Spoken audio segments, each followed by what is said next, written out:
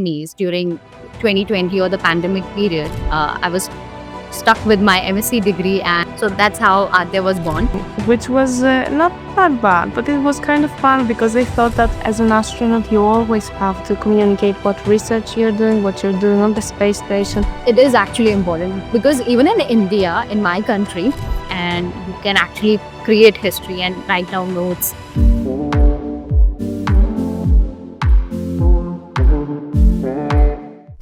Hello and welcome everyone to another episode of AADYA Geo Talks, where we bring the beautiful minds in the field of earth and planetary science to talk about their journeys. I'm your host, Rakesh Sharma, geologist and founder of AADYA Planetary and Geoscience Research Center. It is a startup based in India, which focuses on geotourism, collaborative research, and outreach activities. So while I was doing my internship with space companies during 2020 or the pandemic period, I was stuck with my MSc degree and colleges were shut. So I started volunteering with these space startups, and I realized there is a huge gap for geologists or for earth and planetary science people in general because it is majorly dominated by engineers, especially in India. So I thought, okay, why not create a space for us, for earth scientists, or for those people who are from traditional science backgrounds. So that's how AADYA was born. And then I realized, okay, I have to start something, a channel or some outreach program to bring the voice of earth scientists at the forefront. So that's how AADYA Geo Talks was started last year during World Space Week. And I interviewed my mentor, Dr. Benita Fatihal ma'am, for the first time. And since then, I don't want to stop in this field. I really enjoy talking to people and, sharing their stories with the audience. So for this episode, please welcome Miss Nina Gkoudli. She's an environmental engineer and she also wants to be an astronaut. She does space advocacy and STEM advocacy as well. She's also a science communicator. So welcome, Nina, to AADYA Geo Talks. I'm so happy that you accepted this invite, and I'm so happy to have you here on board with us. Please welcome. I'm excited too. Thank you for having me. It's an honor. Thank you, Nina. So I religiously follow you on LinkedIn, and I have seen your profile a number of times. And you know what? You inspire me a lot with your varied career from environmental engineering to space advocacy. How do you manage all these interests, like different interests? You are into advocacy, you are also involved with science communication at your own level, and then you're also volunteering with so many organizations, and then your regular degree in environmental engineering. So, how do you manage all these different fields? I think first of all, you have to prioritize your tasks to organize your schedule so that you can have everything which excites you and just put everything in, but also have a balance so that you don't have burnouts. So my priority is, of course, university. I'm a second year engineering student, environmental engineering. And I'm also learning German currently. I'm training in Taekwondo. And yes, pretty much that's it. I am a scuba diver as well. So I usually try to have a balanced schedule, have my lessons, my sports training, try to have some time to meet with fellow students as well. And generally, when a project comes in mind, then I have the opportunity to work on something I'm excited and yes, I always try to find time for this, especially during the weekends. Oh, that's beautiful. And which one of these fields do you find unexpectedly connected to the others? For example, like how space advocacy is related to your main degree of environmental engineering, or how science communication you related with space advocacy, or things like that. I can take the example of science communication. I think as an astronaut, you always have to communicate what research you're doing, what you're doing on the space station, or probably on a Mars colony. You have to inform non-scientists and children who maybe are not familiar with the mathematical parameters of what you're doing and help them understand and maybe know what they're interested about. And yes, I started science communicating in high school. And although I'm not very consistent with YouTube videos anymore, I try to post from the activities I'm doing, some parts of our lab sessions at the university, and generally try to communicate what I'm doing with the people around me. Oh, that's wonderful. Well, I don't know that you started science communication at such an early age. Like I meet people who started either after their graduation or post graduation or during their early career, professional career or research career. But starting something at high school really amazes me, and I'm so happy that you did it, because as you said that when we are in space, we have to communicate our science with the general people, and nowadays there are talks going on that, this generation of scientists, or now scientists, are not gatekeeping what they are doing, because that's how we are connecting with the masses, and that's how we are creating awareness, and that's how, we are generating funds for future projects as well. So good works, Nina. Actually, the main idea was to try to bring space education to Greek speakers, because I know it's not that you don't have many space programs in Greek, so most of it is in English. So I tried to test with my classmates and my relatives and friends to upload some videos and talk to them about astronauts' life, etc. Oh, that's brilliant. Actually, that is actually the need of the hour. That communicating science or communicating space science in the native language of different groups we have, it is actually important, because even in India, in my country, we talk about science, or do science communication generally in the English language, which is not our first language. So, yes, communicating in your native language actually makes a huge difference. And that's brilliant. I'm impressed by your YouTube channel now. I'll definitely go through it, though I won't understand a single word, but yes, captions on. So, as a STEM and space ambassador, what's a misconception about these fields that you love to clear up? They're like, just talk us through your work profile as a space ambassador and STEM ambassador. I don't think there is a misconception. We just take part in seminars, and if you think you're ready, you can also host. And I haven't so far hosted anything, but just taking part in meetings and so on, and trainings online is what we actually do. And we try also to engage public and send even to our friends, or share this with followers, so that more people can join in and learn more things about space, about science in general. I particularly asked this question because I come across people who ask me that for space advocacy or STEM advocacy, do you have to be from the legal background to, advocate for all of these things? Because advocacy somehow is synonymous with the legal field. And that's the misconception I have come across, that, you don't have to be from the law background to advocate for STEM or science. So that's the question was directed in that way, that what actually people do when they are advocating for science. So you rightly mentioned that we go for outreach activities and participate in conferences.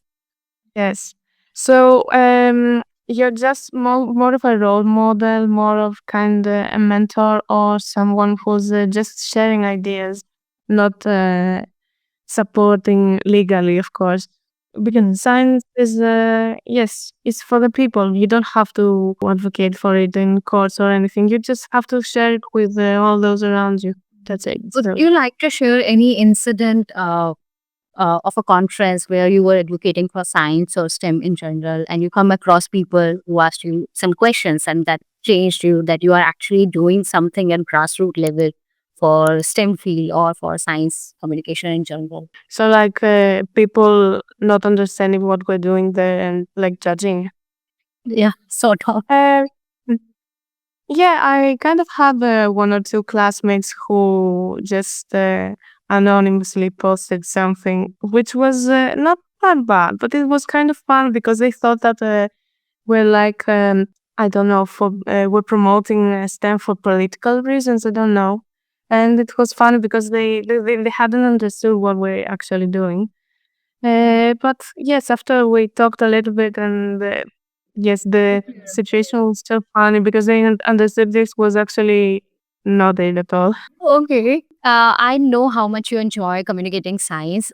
Though you don't post religiously, but I have followed your LinkedIn profile, and I saw that time to time you're posting something or the other related to space science or your own career journey. And I see the comment section that you are inspiring people. That means a lot. So, can you share a moment when somebody got really excited with your work, with the work you are doing, or with the organizations you are volunteering? And how did that moment affect you? That you are actually making changes and you are inspiring people with your work. So some people have sent me messages and told me, "Wow, you do this and that," and I also want to become an astronaut, but I don't know where to start. And I just try to encourage them to do what they love first and foremost, like pick a career, pick studies, and then generally try to build your skills.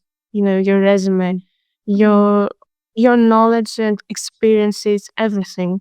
So if you start from something, then you keep on developing it, and you'll end up with something beautiful if you keep working hard and for many years. Yeah, that's true.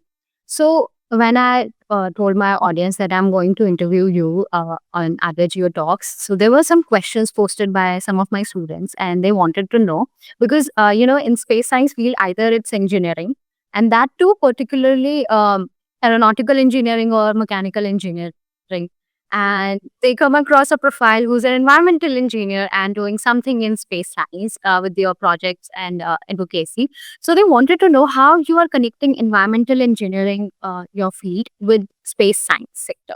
So first of all, our department is engineering, so we have all these lessons common to other engineering departments, such as lots of mathematics, thermodynamics, fluid mechanics, and all this stuff.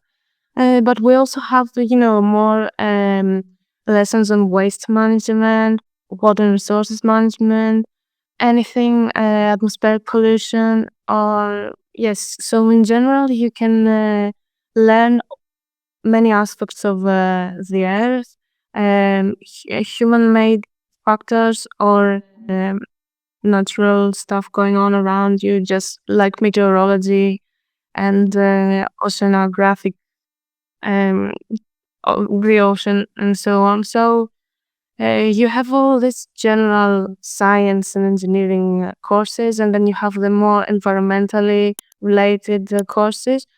And you become more whole and you broaden your horizons on all those topics. So after that, you can choose what you like. And I want to choose something which can be related to space as well, of course, Mars. So yes, it's a STEM field, it's engineering, so of course it has relations to space. I mean, from every engineering department you can do something in space, but it's not with, the classical mechanical engineering, which is the more common one. You can do all sorts of things. Like I'm interested in Mars terraformation, so I think from my department I might be able to study more about Mars's climate and how we can get it to a point where we can live there safely. So yes, I'm still trying to find out what I'm going to do in the next years after I finish these studies, and what I'm going to focus on more, like a PhD or something else, which will bring me closer to Mars actually. Yeah, it's all the best for your PhD program and what you're doing with environmental engineering and how beautifully and sweetly you describe the fields you are studying. Mm. They're actually very much related to space science because we're not just building robots. We have to be there sometime and sometime, and there will be astronauts living, and we have to manage the waste. We have to study the climate, and yes, environmental science help us study the place better. So I mean, there's I'm just second year. I'm just second year in our mixed bachelor and master's degree. It's merged kind of.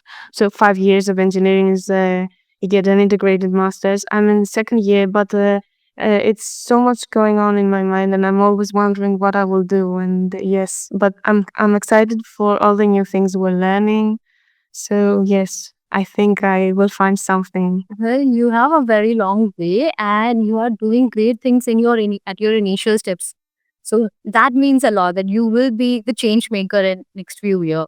So you mentioned that you have a scuba diving certifications, and I understand how much it is important for an astronaut in training to hold a scuba diving certifications, because that's how you will handle the pressure underwater and then in the outer space in future. So you got the certificate. So congratulations for that. So that's a very, interesting question. So while exploring the underwaters, have you seen something that's changed what do you think about environmental issues related to oceans or to the water bodies, and how did it influence your work afterwards? Uh, every time I dive, I'm so happy to see the underwater world. Everything is just so silent, and everything is just so smooth, and there's no anxiety, no pressure. I sometimes we sometimes come across waste, rubbish, and this is something that makes me really sad. We try to gather everything we can and bring it to the surface, but generally, it makes me think twice about our habits as humans, because we tend to litter so much and we don't even take notice. We think that the natural environment is ours in a way that we can do whatever we want with it, destroy it, and it doesn't matter. But actually, as I perceive it, the natural world is not ours. We are part of it. And so we should respect it because it gives us life. So yes, I think that it changed me while diving, because I understood that I'm part of all this vastness, and I should be the one supporting it to thrive, not destroying it.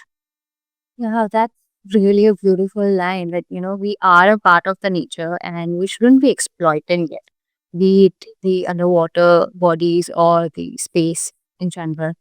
So I wanted to tell you that in India and I think in Australia as well, and I think across the globe, there are various groups who are like experts, scuba divers, and every now and then they organize these workshops or these drills to clean the underwater, and they go.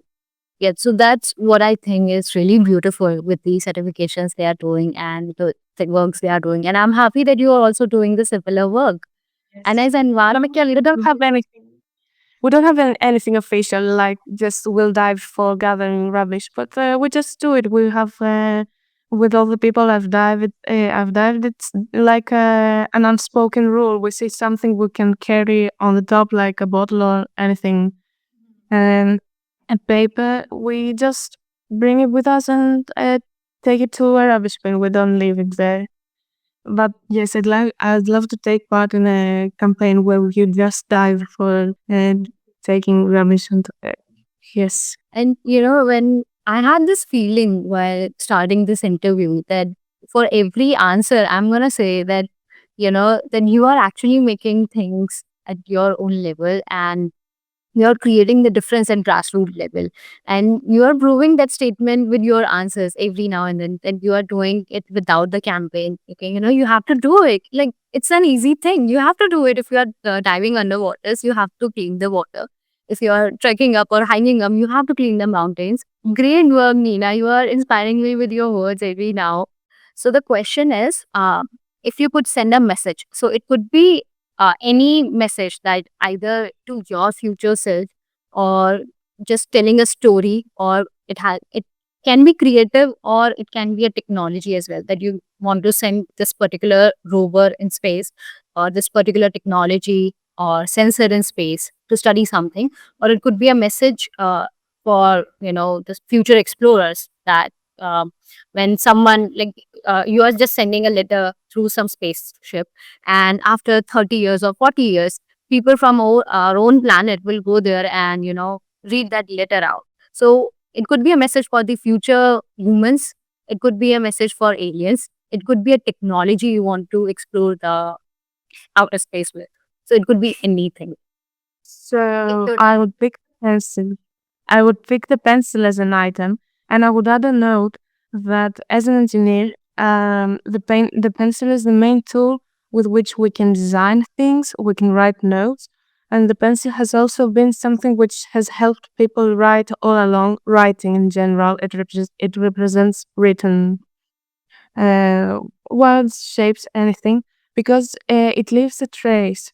So, as the Romans said, that the what you write stays in history. So, if you try to project this as an object, I'd say that the pencil is a perfect example because yes, it helps us put what we have in our minds on a piece of paper or anything, and just keep on passing it to the next generations. So yes, in technology, in everything, you have this mindset of collecting information for those around you, for your the people who will live after you. So yes, that's it. Oh, that's really beautiful. And you are actually connecting the future with the past, that, we started with the pencils and all, and you can actually create history and write down notes in the space, and people can get along with, I wrote this. And then, because I see in cafes and all, they put all these posted notes.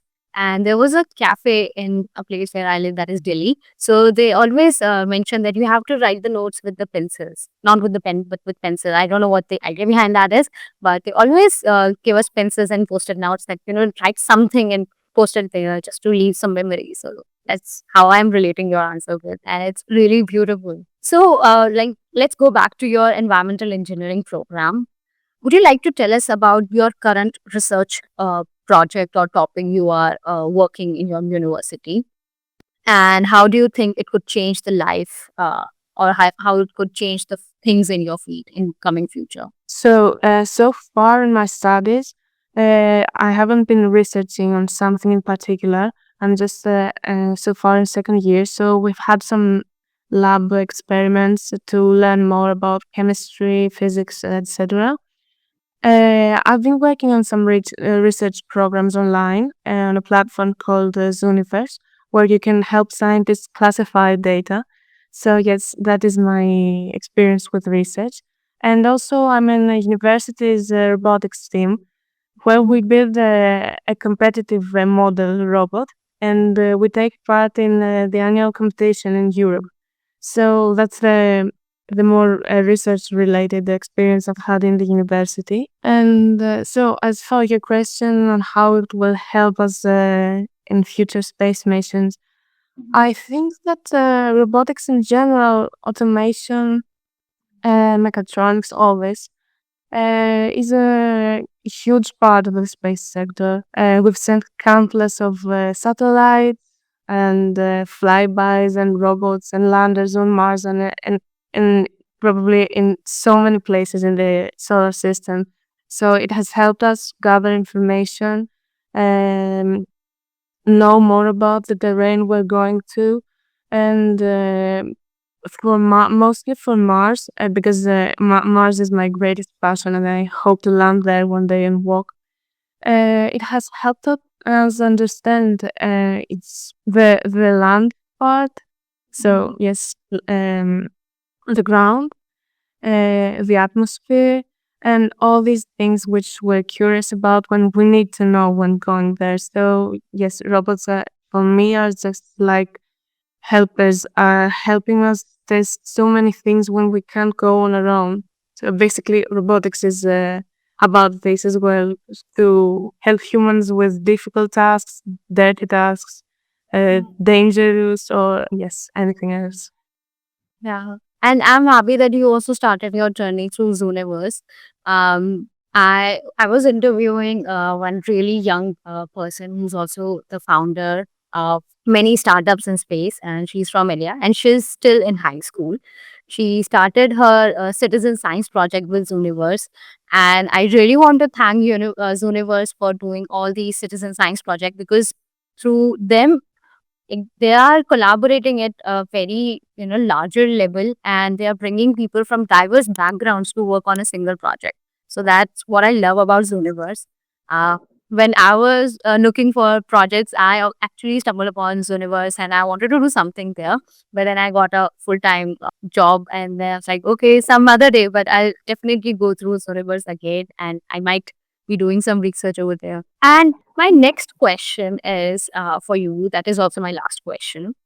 Reflecting on your journey in be it in space science or in your degree program, if there's a piece of advice or a moment that has really inspired you and keeps you motivated, what is that, that moment, or is there any particular incident that happened that changed your perspective? My advice would be to be curious and don't be afraid to ask questions, because questions can help us establish all the answers we want and to share our knowledge with other people.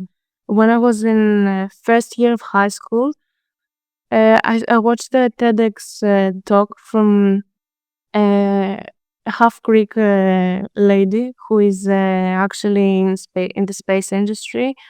So I had watched many people talking about wanting to be an astronaut or working in STEM fields, but she was the one which I felt more acquainted to, maybe because she was Greek, maybe because we had many things in common, like playing the piano. I don't know, many things. So she was the first person I contacted and asked for information on how I can become an astronaut and how I can, pass from the dream stage to the actual goal. And I was surprised that she did answer to me. I emailed her if she can help me, you know, start with some skills and what to do as a 15, 16-year-old, whatever. And she answered and she said, "Well, we can schedule a video talk and I can tell you anything you need to know, everything. If you have questions about, the astronaut selection process, anything, for your journey until you apply there and so on." And just we had this wonderful talk, and I told her about what I want to study. I wanted to study mechanical engineering then, but unfortunately I couldn't pass. I needed more grades, more score, higher score.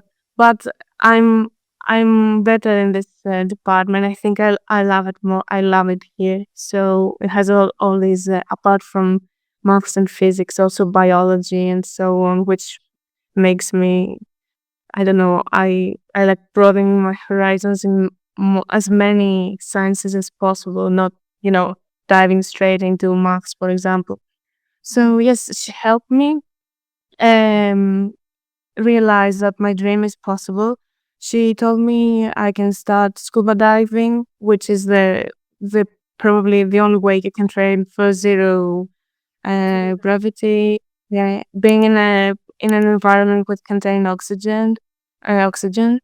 And she told me that I can. It's better if I speak many languages, and as an astronaut, generally being in good health. So if I like sports, maybe, um, if I'm interested in some particular sport, maybe I could follow it for some years, both for my physical activity time and also because it's a wonderful time way to spend your time. And yes, generally, she gave me all those tips I had been listening to from other people in videos, but she told them directly to me. And this was like, realizing I can do it too. It's not like I'm dreaming of going to space. It's like all those things that will make you go there, and it's something you can go and you can start doing from now. So at that moment, I felt like passing from a dreaming child to actually a young person who is preparing to go to space. So yes, to conclude, I'm certain that you don't have to be afraid to ask questions and to reach out to people who can help. Yeah, I'm so happy that you got this advice at such an early age. And you rightly put it that, from a dreamer, you became a doer, that, you can actually pursue your goal to be an astronaut. And yeah, she didn't give you some really great advice. And I'm happy that through this video that you are inspiring people, that, you can ask and reach out to people and ask questions. And actually, it's great. I would like to mention my own incident that after my high school, I thought, okay, my space science stream is over. And I realized, okay, I can't be in space industry. I have entered an earth science field. I don't know what I'm going to do. And then my professor, who is also a meteorologist, he said that, you don't have to be an engineer to be in the field of space science. You can be from the traditional science background, and geology is very much, a part of space science, because that's how you study other rocky planets. Then it was during my first year of my graduation. And then I was like, okay, there is a field called planetary geology and I can be a part of it. And since then, I haven't stopped dreaming for planetary science or space science job. And I'm happy that I also got that advice. And whenever students come across to me, and I'm like, we have an age gap of like 1 or 2 years, so they feel comfortable talking to me. And I always tell them that you have to send cold emails to professors and scientists, and you have to send cold messages on LinkedIn or Instagram. Just reach out to people, and you never know when you will, get your answers from. So that's actually a great advice, that you should be curious all the time. You should be asking questions. And I'm happy that through this video you said it rightly. And with your incident and with your moment, I'm happy that people will be connecting more. That you can actually reach out to a TEDx speaker and they will answer you as well. So that's actually so humble of her that she, guided you. And I'm happy that you are in this field. So thank you so much. I'm very happy for your also for you to be able to focus what you wanted to study, and hopefully we can be in the same crew one day on Mars. Yeah, that would be super awesome. Thank you. I'm looking forward to that day when we both will be in space, and particularly on Mars someday. I don't know when, but yeah, I will definitely be there manifesting. So thank you so much, Nina, for such a beautiful and sweet interview. I am pretty sure that people will be inspired, that, the way you describe your journey, the way you shared your experiences with others, I realized that it's so simple and beautiful life we are living in, the beautiful age of, connecting with people and actually achieving our goals, what we dreamt of. Yes. So that's such a beautiful time to be alive. And I'm happy that, we know each other now. And through this talk, we will be inspiring more and more people, and maybe, you know, taking them out of their comfort zone, then you can reach out to people and ask your questions. Yes. I'm so glad that we live in a generation when you can send anything, a message or yes, and communicate so easily. Because imagine, so one a couple of 100 years ago, if you wanted to be an explorer, for example, and be a sailor, you would have to be near the sea and contact someone and be the student, for example. So, yes, it was much more difficult in the past to reach for your dreams. Nowadays it's so easy. You just can read about people, about their journey, and be inspired. And yes, you can send anything you want, a direct message to someone, and they will probably reply. And I'm always very happy when people ask me, I want to be an astronaut, I don't know what to study in my country, there's this and this and that. And yes, I've come across some circumstances where other children, students sent me, and I'm really glad that the internet gives us this opportunity to communicate so easily with people from all over the world. Yeah, that's actually a great tool for all of us to be connected, because that's how we got connected. And I'm really happy that, we both from different worlds, with different time zones, and we somehow find our passion in space science and we got connected through LinkedIn. And yeah, so if that can happen with us, it can happen with anyone. So just reach out to people and don't feel shy in reaching out to people and asking questions, because you never know when you will be getting your answers and who you're getting your answers from. So always be open to talking, and networking is the tool we should be, honing our skills on. That if we are networking with either, junior, senior scientists or professionals or industry experts, just ask questions. Really, you just have to ask questions, and you never know, you will be an astronaut one day, or anything you want in your life. So thank you so much once again, Nina, for coming to the show and, sharing your journey with us. Thank you so much. I'm really honored to be connected with you. And, I'll really look forward in future that we will be on a same route to Mars. So too, it's an honor for me to have spoken with you today. And yes, hopefully one day we can meet on Mars. Yeah, sure. Thank you so much. Thank you. Goodbye. Goodbye.